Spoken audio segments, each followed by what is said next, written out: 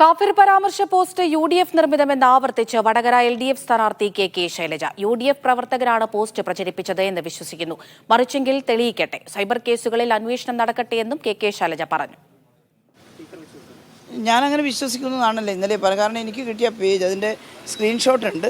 അത് വെച്ചിട്ട് ഇപ്പം മനസ്സിലാവുന്നത് അവരുടെ പ്രവർത്തകരുടെ പേജിൽ നിന്നാണത് വന്നിട്ടുള്ളതെന്ന്. അത് ഫേക്കാണെന്ന് ഷാഫി പറയുന്നത് കേട്ടു.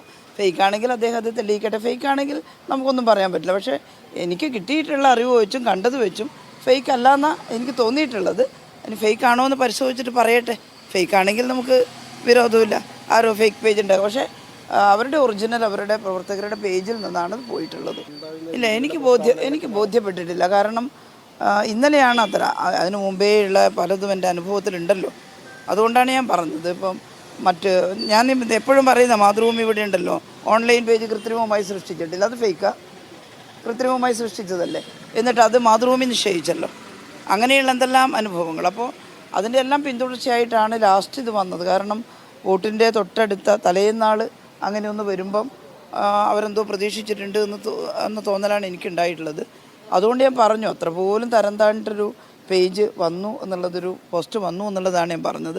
ഇനി അത് ഫേക്കാണെന്ന് അവർ തെളിയിച്ചാൽ അവർക്ക് രക്ഷപ്പെടാമല്ലോ, അവരങ്ങനെ പറഞ്ഞിട്ടുണ്ടെങ്കിൽ. ഷിത ജഗത്ത് വിവരങ്ങൾ നൽകാനായി തത്സമയം ചേരുന്നുണ്ട്. ഷിത, തെരഞ്ഞെടുപ്പ് കഴിഞ്ഞിട്ടും വടകരയിലെ വാക്പോര് അതിശക്തമായി തന്നെ തുടരുന്നൊരു സാഹചര്യമാണ് നമുക്ക് കാണാൻ കഴിയുന്നത്. തന്നെ വർഗീയവാദിയായി ചിത്രീകരിക്കാനുള്ള ശ്രമമാണ് നടക്കുന്നത് എന്നാണ് ഷാഫി പറയുന്നത്. എന്താണ് ശൈലജ ടീച്ചറുടെ പ്രതികരണം? പരാതിയിൽ ഉറച്ചു നിൽക്കുകയാണോ?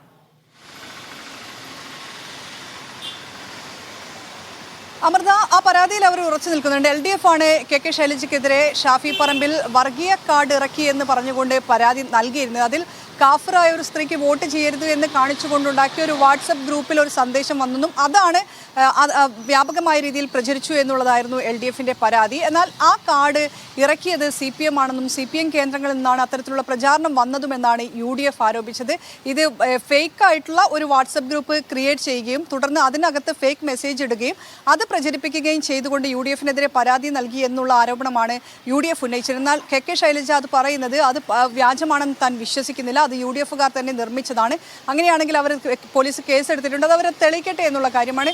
എന്തായാലും വടകരയിൽ കഴിഞ്ഞ കുറേ നാളുകളായി തന്നെ തെരഞ്ഞെടുപ്പിന് കുറച്ച് ദിവസങ്ങൾക്ക് മുൻപ് ആരംഭിച്ച ഈ സൈബർ ആക്രമണവും അതിനുശേഷമുള്ള ഈ വാക്പോരും ഇപ്പോഴും തുടരുകയാണ്.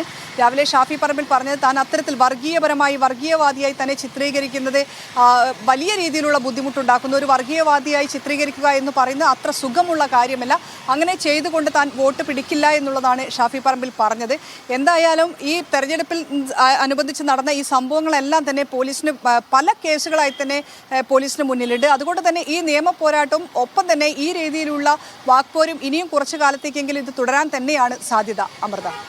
ശരി, ഷിത ജഗത്താണ് വിശദമായ വിവരങ്ങൾ നൽകിയത്.